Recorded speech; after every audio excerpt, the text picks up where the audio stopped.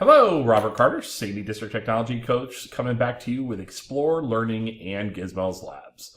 So this is a nice virtual lab website that allows you to run labs online, gives you virtual equipment, all sorts of different tools to be able to run interactive virtual labs for your science classroom primarily, but it also has activities for other content areas. So in this particular time, I'm going to go through setting up a classroom and establishing your roster in that classroom. So this is the home website. I've already signed it into my account.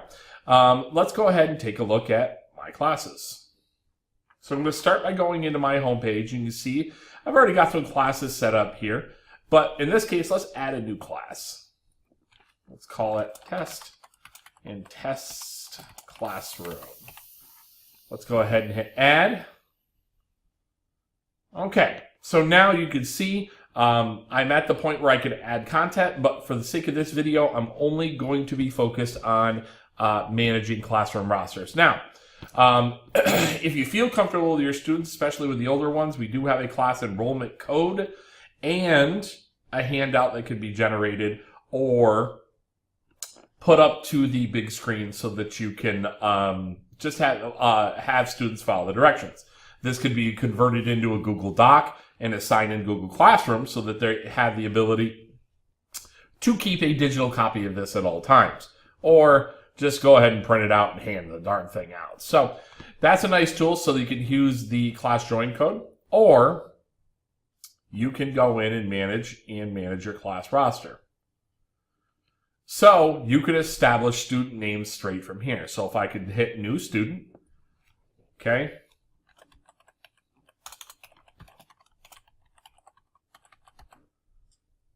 Add a student.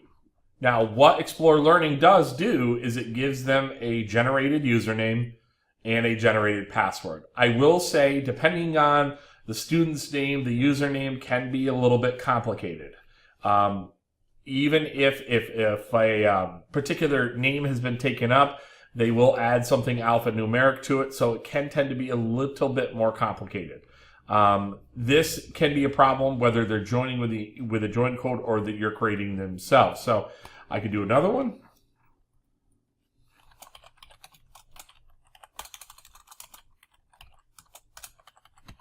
Add student. And there you go. We've got Susie. You can see their password. Now you could print out and you could go through and do your entire roster, highlight your students and hit print. So let's just say you wanted to be able to cut these out into strips. Maybe they're going to be taped or glued into an agenda, a notebook, or whatever. That's also an option. Now, if you do something incorrectly, if you have student leave, you can highlight next to the student and simply hit remove. Unfortunately, it does not have Google Classroom integration to this, so you're going to use the join code and the student handout or create your rosters on your own.